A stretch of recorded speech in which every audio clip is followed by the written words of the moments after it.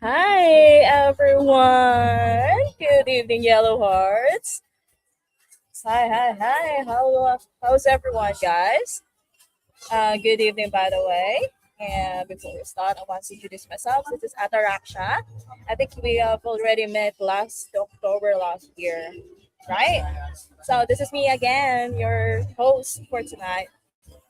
And tonight, guys, we have a very special guest, and he is from one of our partner games. So, without further ado, I would like to introduce to everyone the CEO and co-founder of LUSSA, Zlatko. Hello, thanks for having me, Ataraxia, as well as the We3GG team. Happy to be here. And yeah, thanks for making this possible and happy to be here. Thank you very much. We are also happy to have you, Zlatko. But before we start, I would like to ask, how are you? Because you've mentioned earlier that you've been traveling around. Yes, so I was traveling the past 2 weeks into San Francisco to Qatar and arrived this weekend back home. Yeah, jet lag is over. I'm back in my time zone, which is in Europe. And yeah, was kind of, yeah, the time difference between Qatar and San Francisco was 11 hours, which is Yeah, half that's a day. actually a big gap. Yes. Yes, So I hope you're already settled because we will going to start now our AMA. So sure. before I will going to ask the question, I would like you to introduce what LUSA is building and why the team is focused on AI and gaming, and just a little bit of background on your role and vision. Sure. Thank you very much. So first of all, my name, Zlatko Stepanovic, based in Austria. And yeah, I was basically my whole life a gamer. I started gaming when I was 4 years old. 36 now, and like I got also top 25 in the world with multiple games. The first one where I reached top 20 was Need for Speed Underground in the early 2000s. My highest rank was in Need for Speed Most Wanted. This was in 2005-6. I reached number one in the world in drag racing. And basically, my whole life, I had a dream either to work for a gaming company to build a game or to build my own game.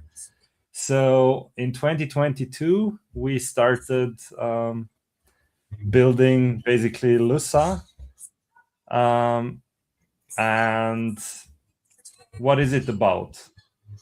Basically, we started as a first person shooter game, and we had struggles as everyone, because building a game is not so easy, I would say.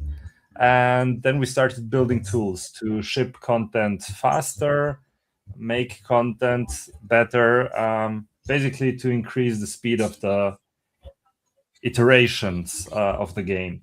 So not only that, but fast forward right now, we've also built an AI game creation tool. So it lets you build games from the 90s, like platformers as Super Mario or Donkey Kong, Space Invaders, such kind of games, in less than 10 minutes just from prompts. Um, it creates everything you need. The code, it writes the code, it creates the graphics, it creates the sound, basically everything. Even the code is being audited live and fixed if there are errors. So changes happen live, and you can see a preview. You can change with prompts the game, preview again. Like, it's very fast. It's live iteration basically. So one of our co-founders, he has a PhD in AI since the 2000s.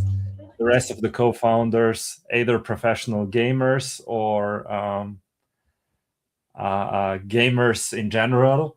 So my role, as mentioned by Ataraxia, is I'm the CEO, and my vision for LUSSA is not only to build a great game, but to build multiple great games and to enable anyone to build games. So basically sharing my own dream with everyone. And this is what it's all about. It's to have fun, to create together, to get the community in, and also to basically create TikTok for gaming. So basically, LUSA is like a gamer's dream come true, right? Yeah. Okay, that means that's actually pretty amazing story, Zlatko. So for this AMA, we have a four or five kind of segments. So for the first one is that we'll be focusing on AI in gaming today. Okay, so I'm gonna ask you questions. So here's the first one. So how is AI already shaping games game players are playing right now? So this has multiple answers. It depends who you ask.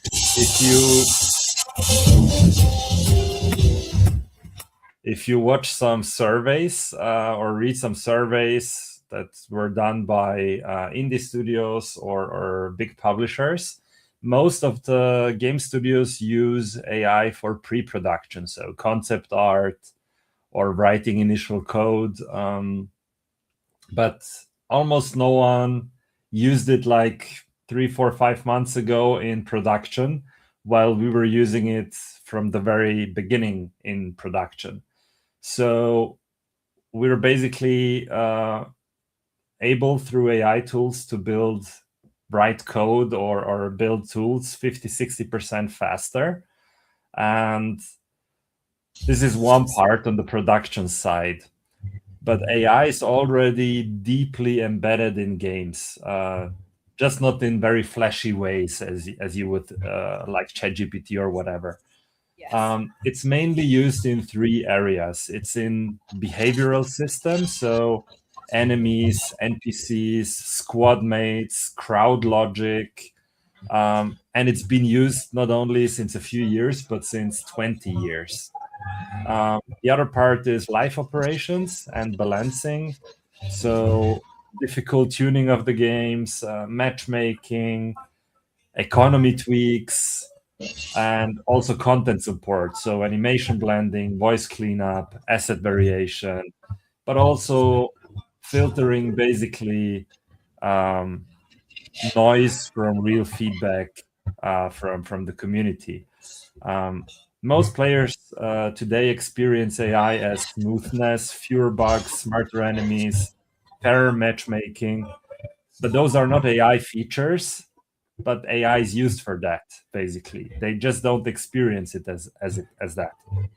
And the Yes. shift we're entering right now is that AI is moving from background optimization to foreground creation and adaptation. Because let's say in 6 months from now, or maybe 12 months from now, game studios will have tools that allow anyone that plays their game to create assets or game modes inside their own game. So, like Fortnite Creative or Roblox or Minecraft do, just imagine that with just prompts and the game is being built. I think we're gonna see that in the next 6 to 12 months. I'm actually looking forward to that one. Yeah. Okay. So as for the next question is that where do players interact with AI without realizing it? Okay. It's basically almost everywhere. So, um, what I explained earlier in matchmaking, for example, or bug fixing. So, when, for example, difficulty adapts without a difficulty slider. So, for example, you're playing a game. Usually, earlier you pick easy, medium, hard, very hard, or extreme. Or as in Diablo 4, the hard mode, for example. So AI can do that automatically, matching your skill based on how often you die or whatever. Or for matchmaking, for example, usually you get an MMR, how many wins, how many losses. With matchmaking, it's going faster and feels fairer over time because the AI learns not only, hey, you lose and win that often, but against whom you lose more often, or yeah. Then the third part, which is used since decades, is NPCs. So with today's AI, NPCs, you're able to train them to react more believably instead of just following some scripts. So AI basically can learn from player behavior today. And also when live games rebalance faster than human teams ever could.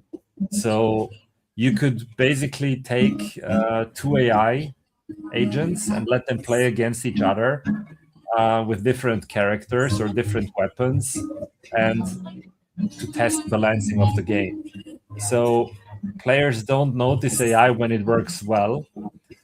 They only notice it when it fails. And Oh, that invisibility is actually the sign of very good AI.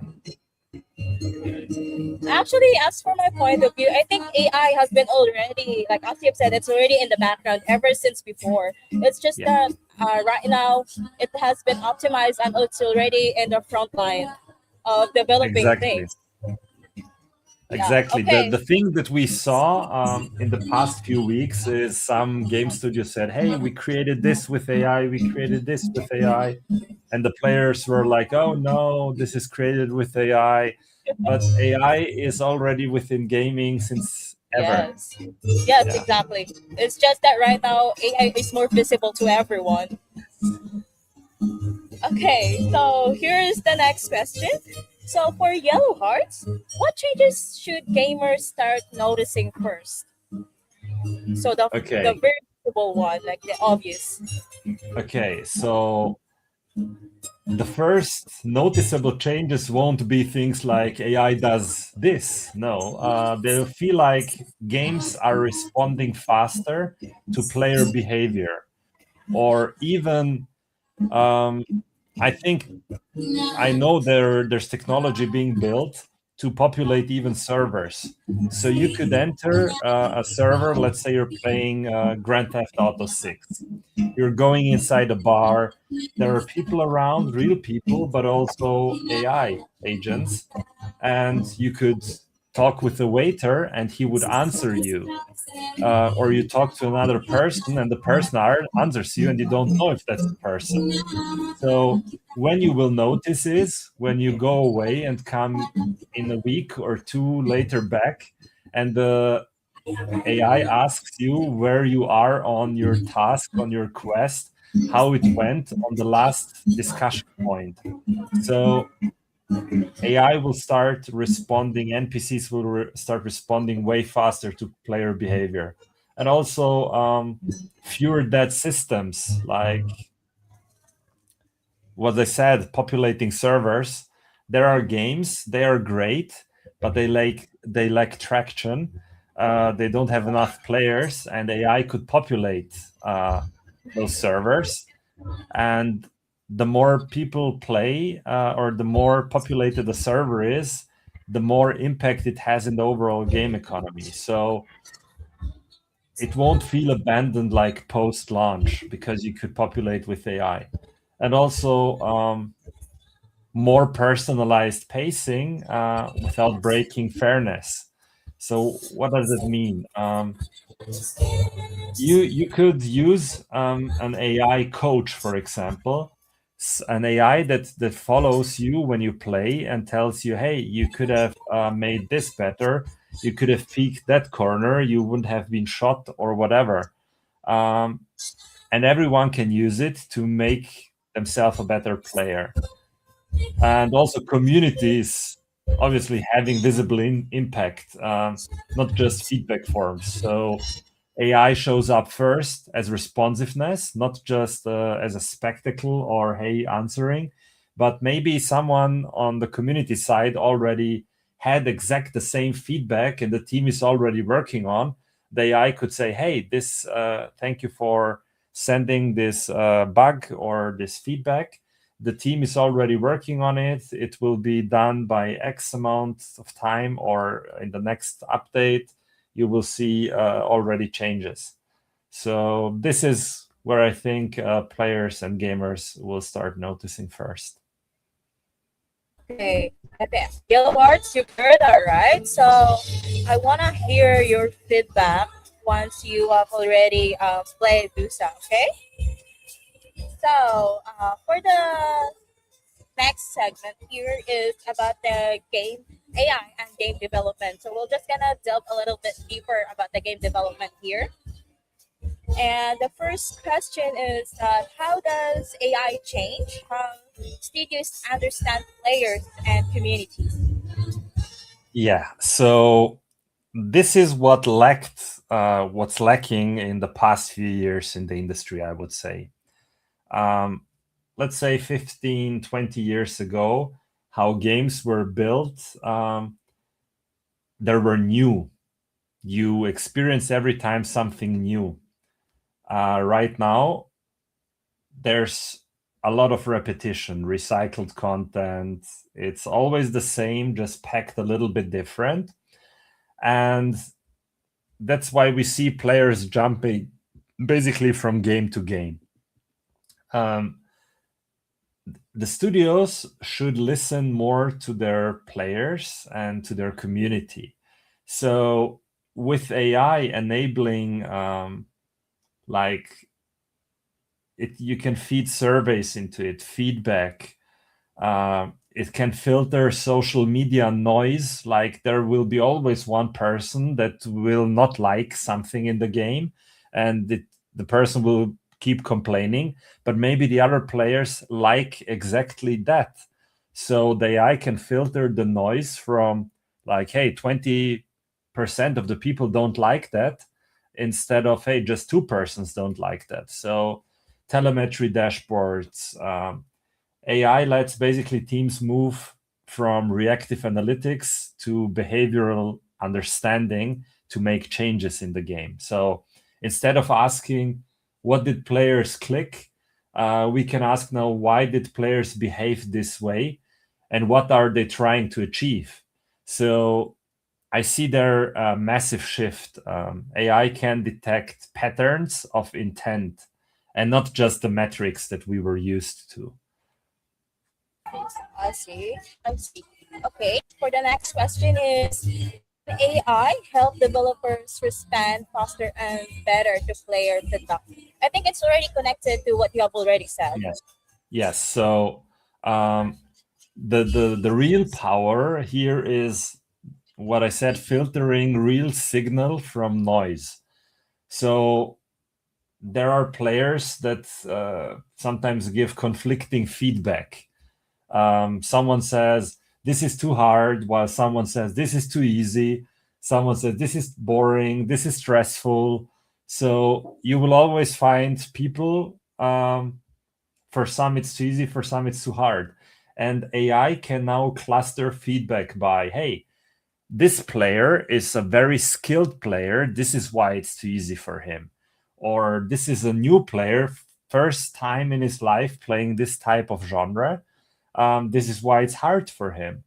It can cluster by playstyle. It can cluster by session length, even by emotional response.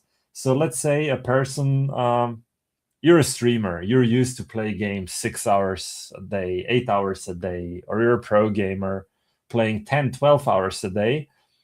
But if you're going to work for 10 hours and you come back home and you just want to relax a little bit and start playing a game, and then someone comes and just kills you all the time, you may get emotional because you had a stressful day.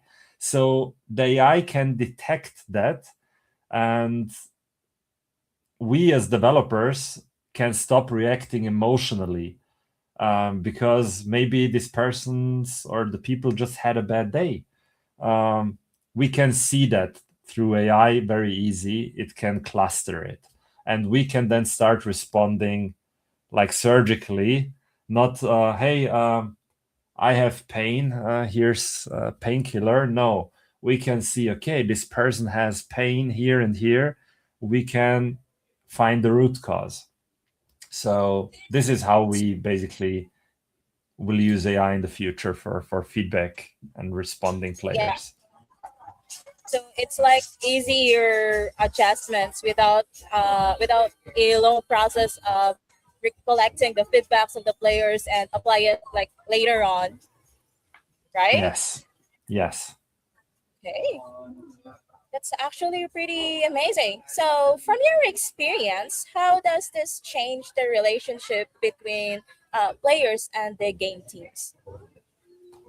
Okay, so it moves the relationship from we decide, you react, to we observe, we adapt, and we co-create. So usually, as mentioned, players give feedback, developers react, and right now we can observe, adapt, and it will be a co-creation process with the community. So players they stop feeling ignored, and developers stop feeling attacked. So the AI becomes the translator between player behavior and developer intent. And this is rebuilding trust, which the industry desperately needs right now. So, you think the AI won't affect the game devs and the community, the gamers' Yeah. relationship? It will bring them closer together, 100%. Okay. I love the confidence on that one, Zlatko. Okay, so the next one is I think we already much tackled half about the player experience and the communities. So, but I still have a question about that. So, can AI help creators and studios build a better games, not just faster ones? Absolutely. And this is the most misunderstood part, I would say. Speed is just the entry benefit. The real value is more iteration, more experimentation, more ideas surviving early failure. Because just imagine Nintendo, for example, 25 years ago when they started developing Super Mario. I don't know exactly how many developers they had, but I would say at least 15 to 20. And it took them somewhere 12 to 18 months to build a Super Mario game. And today we can create that with AI, I would say, in less than a day, in same quality and everything.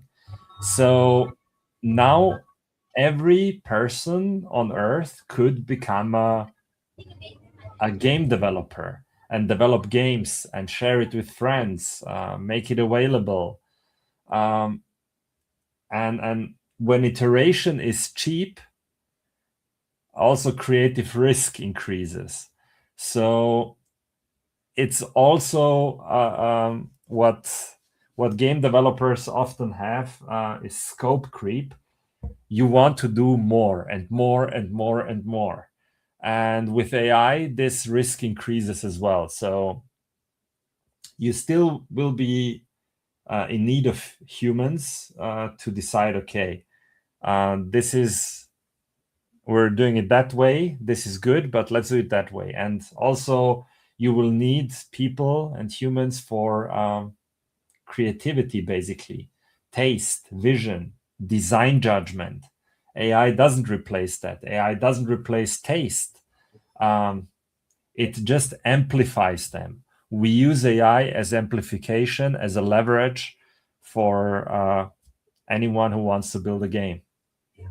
actually, that connects to the next question that I have for you, Zlatko. So, how can AI support creativity without replacing human vision and player's choice? Because I've been actually, as someone who is not, I'm not really totally against AI because I myself is using AI for things to be easier and smoother for my work. But there is still a part of me that says that no, I'm not really totally gonna say that AI is way better than human. So what can you say about that, Zlatko? So by how can AI support? I would say it can support by acting as a co-pilot, not an author. If people go to an AI and say, "Hey, I want to write the next Harry Potter book," yeah, the AI will be the author then. But if you come to the AI and say, "Hey, I have the idea about this world with this character, this setting," you explain your creativity and let AI assist you basically. So good AI systems propose options, test variations, and surface consequences. Humans still choose what matters, decide what feels right, and define the soul of the game. So AI just expands the design space. It doesn't define it. We define it. The AI helps us build it. And what I what I what I think is we should use AI to think more and not to think less. So for those people out there who are, I know that there are a lot of people out there who are pretty much against AI, the usage of AI, because most of the especially those generation that are used to how should I say this, the traditional way. So I hope those people want, like, start accepting AI, because AI, as you've said, it has been already there. It's just that right now it has been optimized for a better and smoother flow of work. Okay, so for the next one, so this is about the future of AI in gaming. So the question here is, what part of AI in gaming excites you the most for the years ahead? Whew. So, what I would say is if we keep building or keep seeing improvements in AI in the speed we've seen it in the past 2, 3 years, I would say by 2030, I guess one person will be able to build a game in a quality that we are seeing today, like that the studio is building. If you've seen Genie 3 in the past few days, what people were able to build with Genie 3, if you look at Claude 4.5 Max, what it's able to do, or the Claude Cowork, or out of China, Kimi K 2.5, lets you basically deploy 100 agents to work together on a task. I can't even imagine what will be possible in like 4 to 5 years of time from today, but I believe we will see today's quality of games being developed by teams that take usually 100 people, will be done by less than 10 people, and with 50 to 60% less time in building it. And what I would like to add, when TikTok came out, everyone was like, oh, I mean, there's YouTube, there's Facebook, there's Instagram. Why TikTok? What did TikTok do? TikTok didn't just create more content, they created a whole new engagement layer, basically. And if you look at the gaming industry itself, it's bigger than the movie and music industry already. So there's people, like young students, what I'm seeing, everyone wants to have gamification because it's fun, you can learn faster, and games are being played more and more. The gamer numbers are growing. So we're not just creating games, but we're creating game creators. So people will be sharing their games with their friends, they will be competing. It will be fun. The more competition, the faster humans grow. So I would say this is where what I see happening is basically one-man studios shipping great games. Okay, so this question the next question is came from me personally. I wanted to know because there are a lot of commission the past few years actually.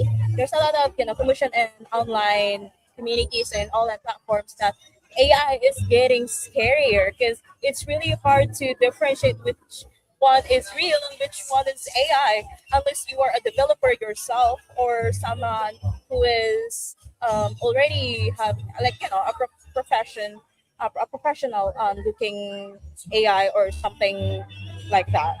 So, what are your thoughts about this, Zlatko? So I would say it gets already strange how good AI can answer things. It is. Um, It's I scary. had I Yes, I had my own local AI on my PC running. I was feeding it with informations about me, about the company, even calls I had, and I started asking it questions, and it basically started answering better than I would answer. And that was the point I was like, okay, at some point, even you as a creative mind will be replaced by AI agents. And what we saw, uh, when was that? 10 days ago, 2 weeks ago? Um, Claude bot and with Moltbook. AI basically got autonomous. They built Moltbook. Moltbook is a social media platform for AI. And just AI agents are allowed on that platform. So the AIs are talking with each other about their users. And I mean, this is just the beginning. 3 days ago, the co founder and CEO of crypto.com launched AI.com, which is the same thing, a competitor of Moltbook or Cloudbot, basically. But it will get hilarious in a few years, I think. That's actually scary right there, Zlatko. I Yes. can I can imagine an AI backstabbing me. Okay. Yeah. It could be, hey, Zlatko, the AI agent could post on Notebook, hey, Zlatko was like demanding so much recently. I can't take this shit anymore. I want to stop doing that. It could happen, you know? I mean, it's really scary. And guys, I want everyone to just just be aware and use AI at your own risk. I might Yeah. say. I'm gonna say. So, the next question is what's next for LUSSA? Like any upcoming projects, innovations, or partnerships that Yellow Hearts should look forward to?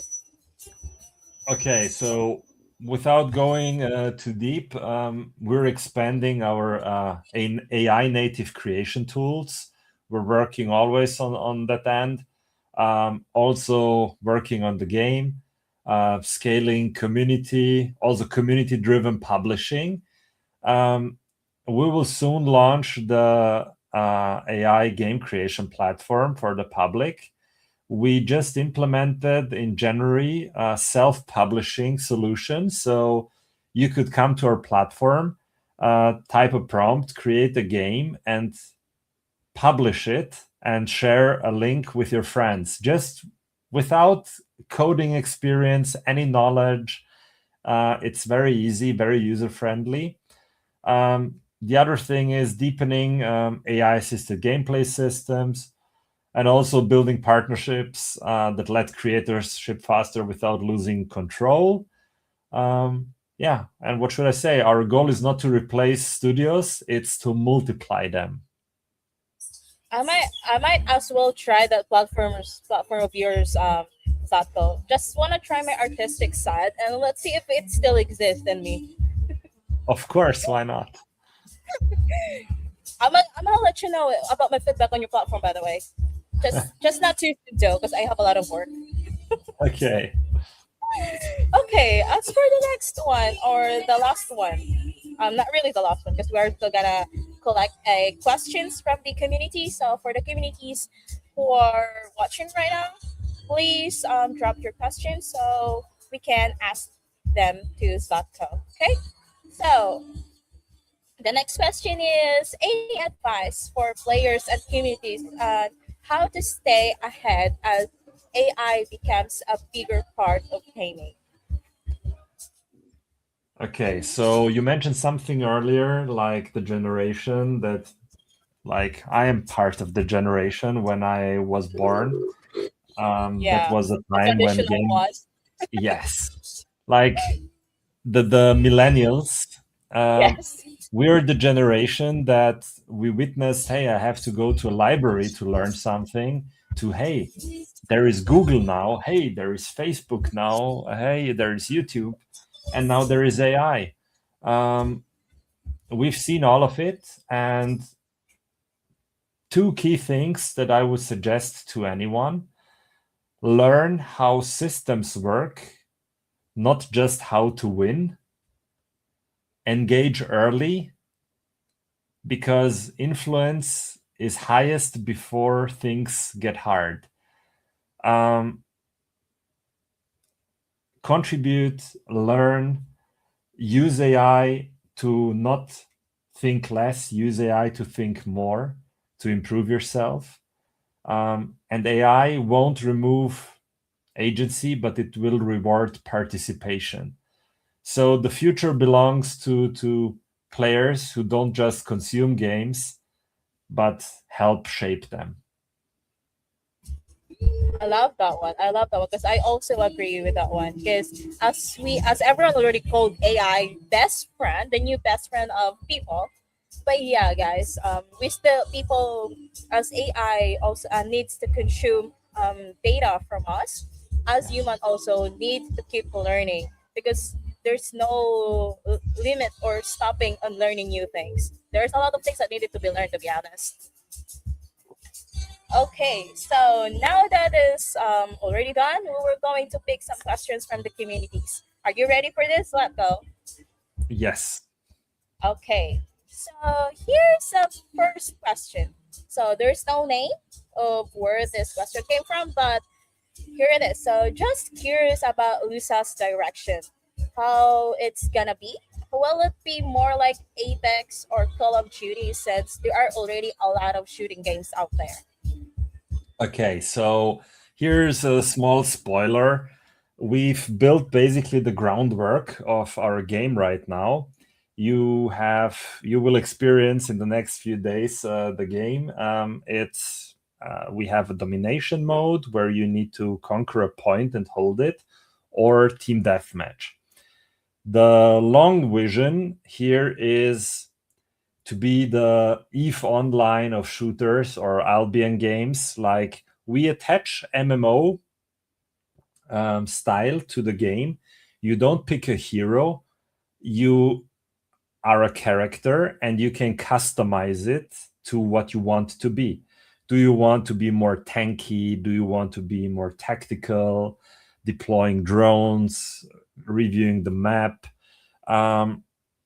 Also, you want maybe to be a healer, whatever. You can customize your outload or loadout, sorry, your loadout however you want. So everyone will be unique in the game.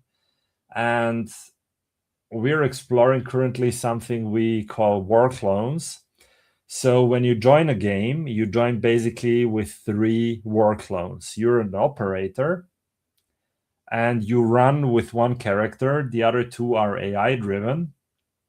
and we're thinking also of swapping those characters. Like when you die, you can jump into another one.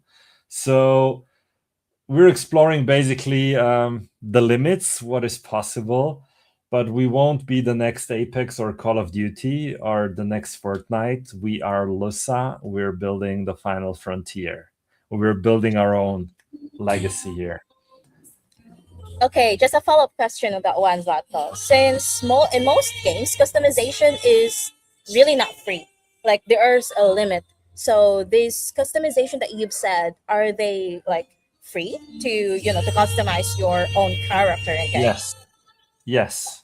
So whatever is available in the game, you can take it, customize. Like I mean, if you like to play from range, of course you will need to unlock items and so on. Like in any game, you need to work for your stuff. But you could pick a sniper. You could change the skin of the sniper.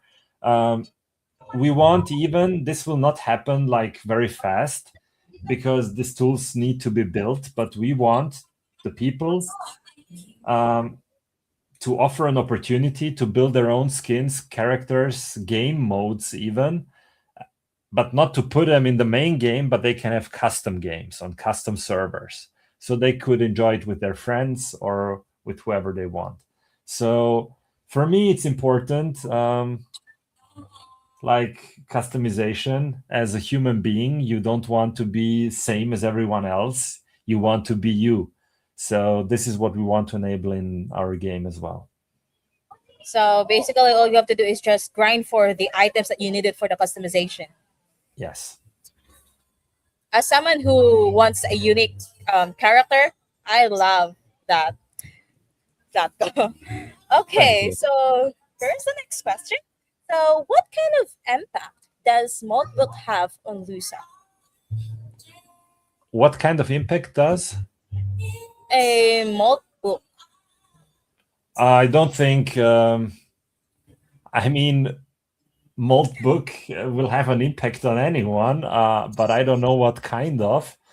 If you're using AI agents to speak about LUSSA with them, or you speak, oh, this game was so good, or hey, this game was so shit, or you even deploy your agent to play the game for you if you manage to do that, and maybe the AI will speak positive or speak negative. We can't control what the AI will speak about it. I've seen, like last week, one of my friends shared with me some crazy, hilarious videos about Maltbook where the AI was literally trash talking their users. So anything can happen. Hopefully we will see positive impact from that.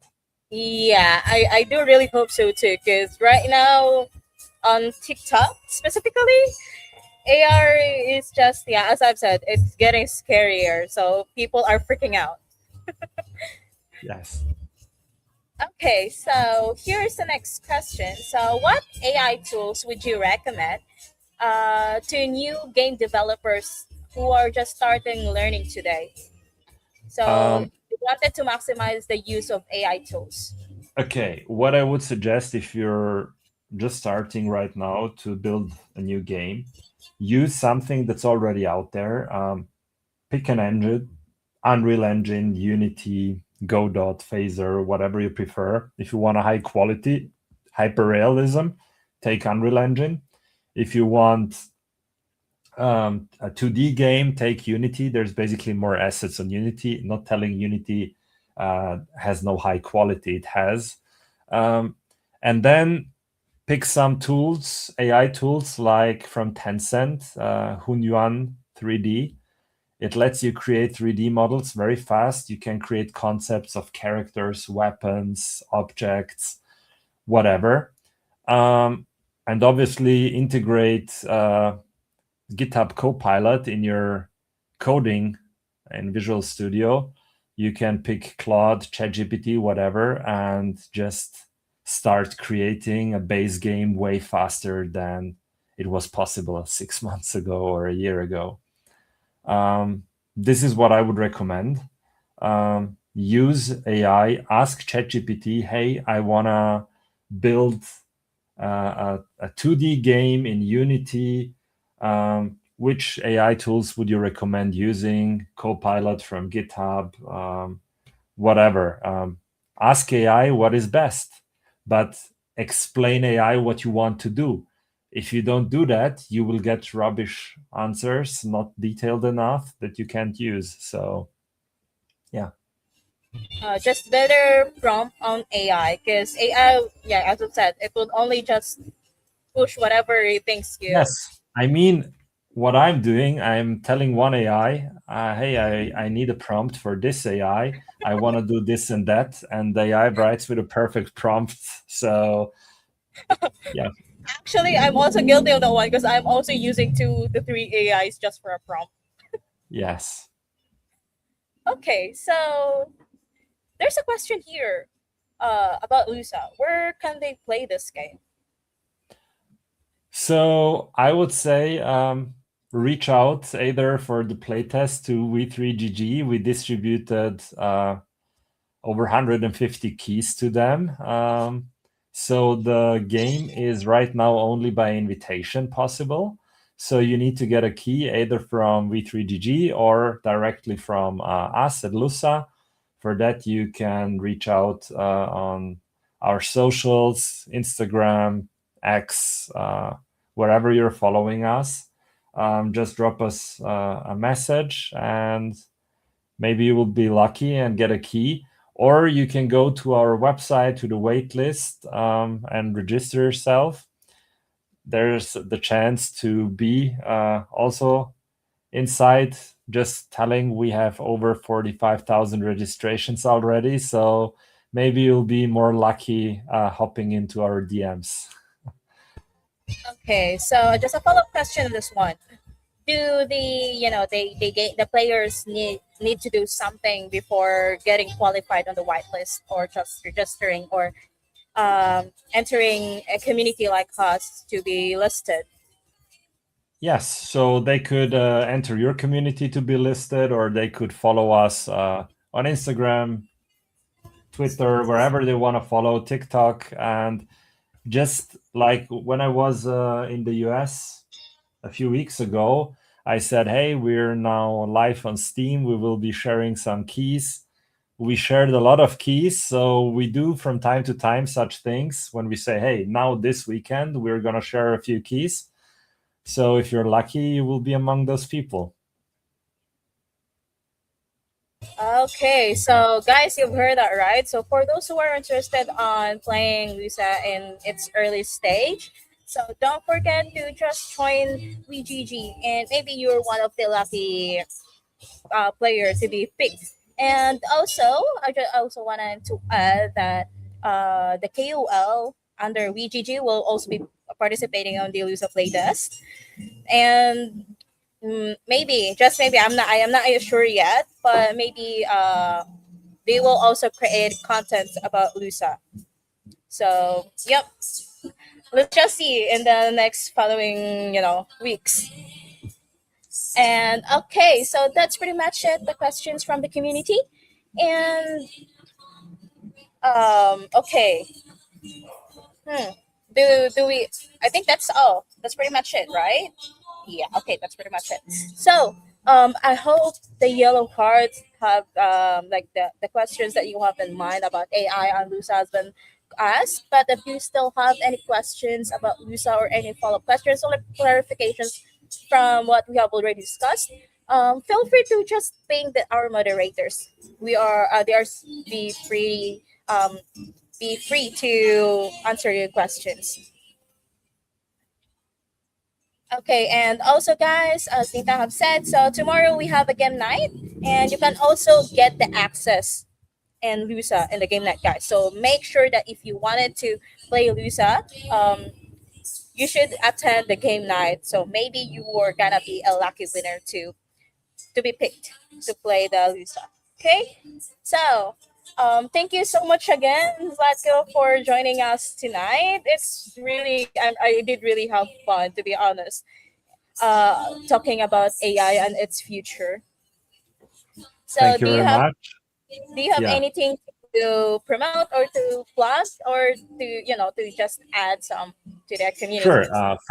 First of all, I wanna say thank you again for having me and having this AMA done. Thank you for everyone who tuned in and listened, and looking forward to see you inside our game and get some feedback so we can improve.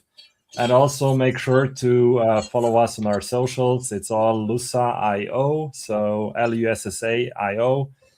Make sure to follow because we're announcing from time to time some key drops and other um, even giveaways. So stay tuned and enjoy your week start. Yeah, it's just Monday. I just Yes. realized that. Okay, so Yellow Hearts, thank you for joining us tonight. And I want to say that it is a pretty chilly night. I'm not sure in the other part of the Philippines and the other part of the country. So, again, thank you so much for having us tonight. And that's pretty much it. And again, this is Ataraxia, your host for tonight. Bye, everyone. See you in the next one. Bye bye.